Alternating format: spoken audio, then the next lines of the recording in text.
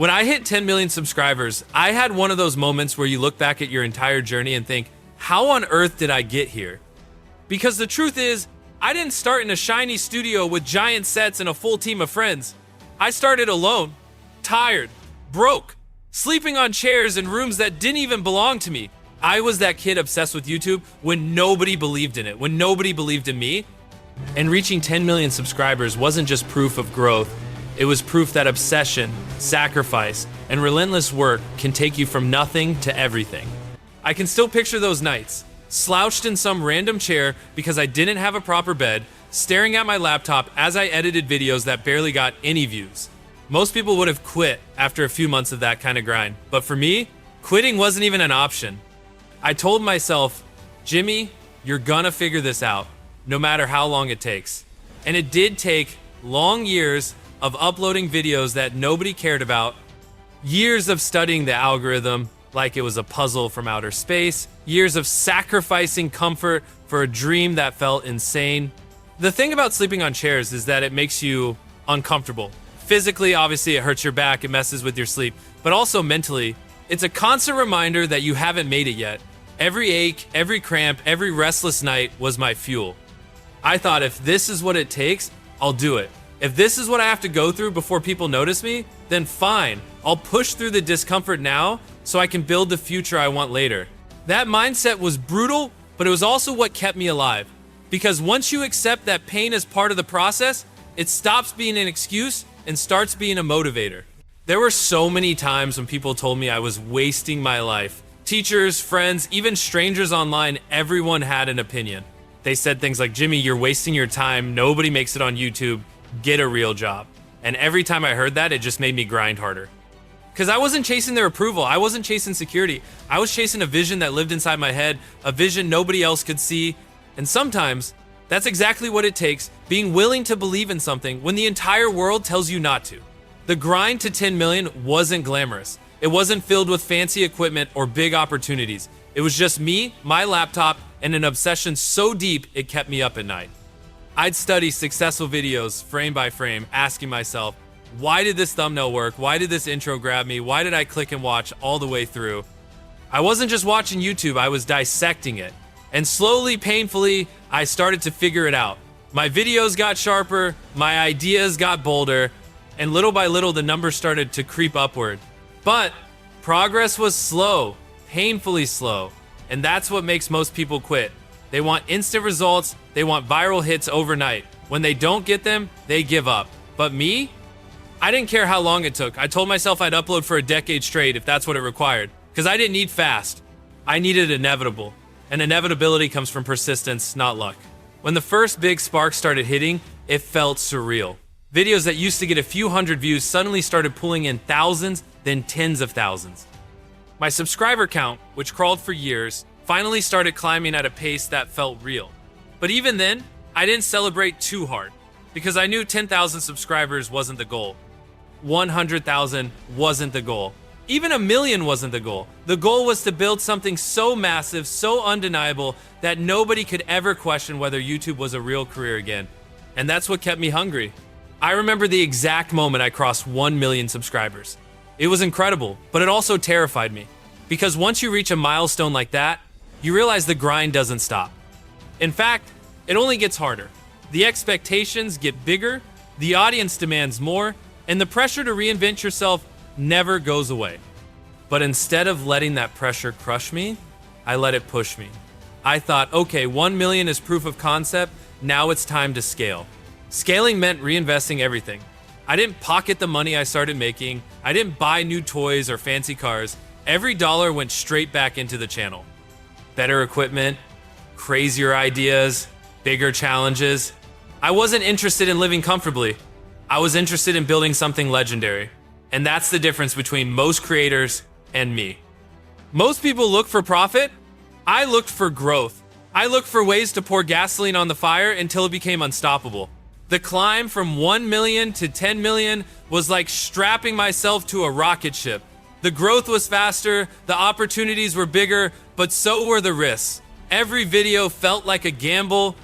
We were spending more, investing more, pushing harder than ever, and sometimes it didn't work. Sometimes we poured resources into a video that flopped. And when that happened, it stung. But I never saw failure as a reason to stop. I saw it as feedback. If something didn't work, it meant we needed to be smarter next time. The nights of sleeping on chairs didn't disappear overnight. Even as the channel grew, I was still grinding to exhaustion, still sacrificing comfort for progress. I didn't care if my back hurt. I didn't care if I was running on 2 hours of sleep. I cared about momentum. Because once you catch momentum, the only way to keep it alive is to outwork everyone else. And that's exactly what I did. I lived and breathed YouTube every single day. I wasn't just making videos, I was building an empire brick by brick. And then it happened. I hit 10 million subscribers. 10 million, a number that felt impossible when I was sitting alone in my room, uploading videos that nobody watched. A number that represented not just growth, but transformation. I wasn't the kid sleeping on chairs anymore. I wasn't the underdog begging for views. I was a creator with an audience the size of entire countries. And for the first time, I realized just how far obsession and sacrifice could take you. But here's the crazy part. Even at 10 million, I didn't feel like I'd made it. I didn't feel like I could stop. If anything, I felt like I was just getting started. Because 10 million wasn't a finish line, it was proof that I had what it took to keep climbing. It was the foundation for everything that came after. The studios, the team, the massive builds, the record-breaking challenges. Hitting 10 million was the moment I looked at myself and thought, this is real, this is forever, this is who I am. When I think about those early days, sleeping on chairs, broke, exhausted, constantly doubted, it feels like a different lifetime. But in reality, it wasn't that long ago. And that's the lesson I want you to take from this. Your circumstances right now don't define your future. Your discomfort, your struggles, your setbacks, they're not roadblocks. They're the training ground. They're the exact thing shaping you into someone who can handle the weight of success when it finally comes. The leap from nothing to 10 million wasn't about luck. It wasn't about magic. It wasn't about waiting for the perfect break. It was about work. Relentless, obsessive, uncomfortable work. It was about being willing to sleep on chairs, to sacrifice comfort, to risk everything for a dream nobody else believed in. And that's why, when I hit 10 million subscribers, it wasn't just a number, it was a symbol. A reminder that the kid who refused to quit, even when it looked insane, was right all along. So if you're watching this, sitting in your own version of a chair, tired, broke, doubted, overlooked, let me be living proof that your circumstances don't define you. What defines you is how hard you're willing to work, how much you're willing to sacrifice, and how long you're willing to stay obsessed. 10 million subscribers didn't come from luck, it came from refusing to quit. And if I can do it, so can you. When I crossed 10 million subscribers, people around me thought that was the moment I could finally relax. They imagined me taking a break, enjoying the success, maybe even slowing down, but the truth? Hitting 10 million didn't make me relax, it made me hungrier. Because the second I saw that number on the screen, I realized something powerful. This wasn't the top of the mountain, it was just a checkpoint. And if I had fought tooth and nail to reach 10 million, then why stop there? Why not push for 100 million? Why not push for something so insane it would make the world stop and pay attention? The grind after 10 million was different from anything that came before. Up to that point, I had carried the weight mostly on my own shoulders. Sure, I had friends helping here and there, but the heart of the operation was me editing, uploading, brainstorming, obsessing over every frame.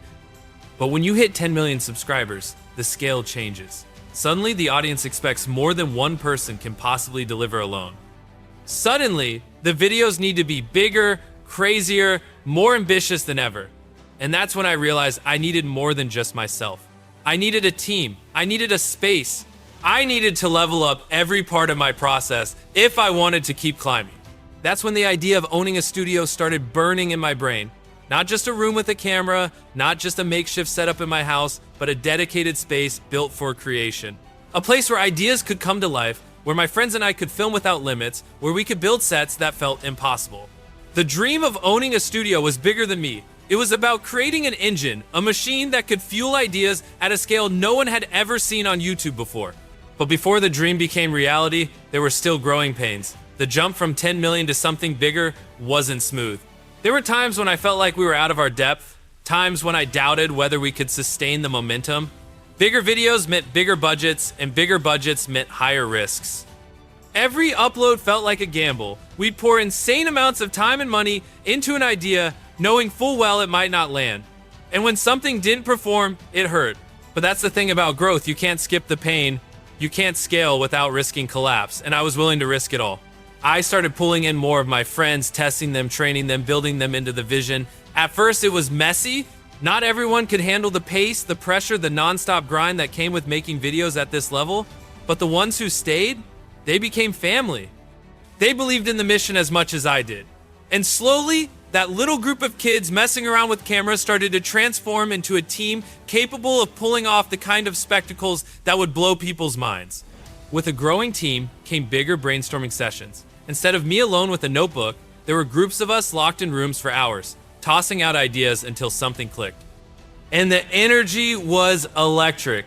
Every time someone suggested something crazy, building giant sets, creating life or death challenges, well, not literally, but you get the point, giving away life-changing prizes, I'd ask myself, why not? If we had the resources, if we had the will, then why not chase the insane? That question became my favorite weapon, because every time you ask why not, you open the door to something nobody else has the guts to try. Of course, chasing the insane meant reinvesting harder than ever. Even at 10 million subscribers, I wasn't pulling money out for myself. I wasn't stacking up luxuries or living like a rock star. Every single dollar went right back into the channel. Cameras, props, building rentals, editing equipment, staff, everything was about growth. Because I knew that if I wanted to build something legendary, I couldn't get comfortable. Comfort kills ambition. And I wasn't interested in comfort. I was interested in changing the game. The turning point came when we finally moved into a real studio. Walking into that space for the first time felt surreal. Gone were the days of filming in cramped bedrooms or borrowed backyards. Now we had a blank canvas big enough to build anything our imaginations could dream up.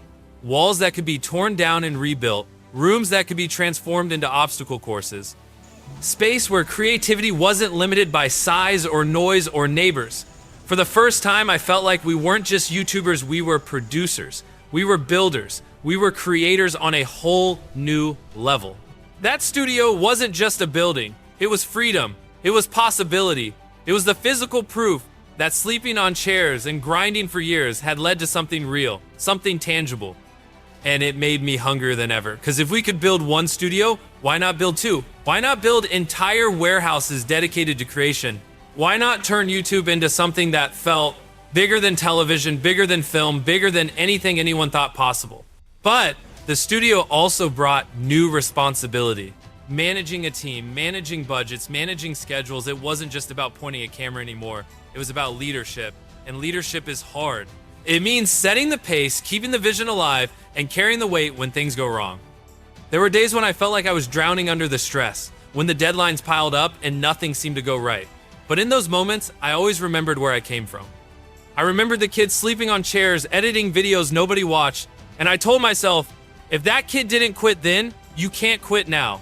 That thought carried me through every breakdown. The growth after 10 million subscribers was exponential, but it wasn't magic, it was work. Non-stop, relentless work. 16-hour days, endless brainstorming. Risk after risk after risk. And with every new video, we weren't just making content, we were building an empire. Brick by brick, subscriber by subscriber, idea by idea. That's the part most people don't see. They see the giveaways, the giant sets, the crazy stunts, but they don't see the sleepless nights, the failures, the near disasters behind the scenes. But those moments, they're just as important as the wins. Because they shape you, they harden you, they make you capable of handling the weight of success. When I look back at the journey from sleeping on chairs to owning studios, the lesson is simple. Nothing is impossible if you refuse to quit. Circumstances don't define you, comfort doesn't build you. Pain does, sacrifice does, obsession does. I didn't hit 10 million because I was lucky, I hit it because I was relentless. And when that milestone came, I didn't see it as a finish line. I saw it as a door opening to something much bigger. That's the message I want to drill into you. Whatever chair you're sleeping on right now, whatever your version of discomfort is, it's temporary, it's the test, it's the training ground. And if you're willing to endure it, if you're willing to keep grinding when nobody believes in you, then one day you'll walk into your own version of a studio. You'll look back at the sleepless nights, the pain, the doubt, and you'll realize it was all worth it because the struggle is what shapes the success. For me, 10 million subscribers wasn't about fame or clout. It was about transformation. It was about proving that a kid with nothing but obsession and a busted laptop could build something world class. And it was about laying the foundation for everything that came next. The studios, the warehouses, the team, the empire. Because once you hit 10 million, you realize the only real Lee walking into that first real studio felt like stepping into another world. It wasn't just a building with cameras and lights, it was a declaration. It said, we're not just kids messing around anymore, we're building something massive. And with that space, the game completely changed. For the first time, I had the freedom to think without limits. I could dream bigger, crazier, and wilder, because now we had the room to actually pull it off. And the second we unlocked that kind of freedom, the ideas started coming at a speed I couldn't even keep up with. We weren't satisfied with making bigger videos. Bigger wasn't enough. We wanted to create videos that felt like events videos people couldn't ignore. Videos that made people text their friends and say, you have to see this right now. That's where the studio came in. We could build sets from scratch. We could design challenges that took up entire rooms. We could experiment with concepts that would have been impossible in a bedroom or backyard. It was like giving an artist a giant canvas after years of doodling on scraps of paper, and once we had that canvas, we painted with everything we had. But with bigger space came bigger responsibility. Every set cost money. Every build required planning. Every new idea meant more moving parts, more people involved, more things that could go wrong. And believe me, things went wrong.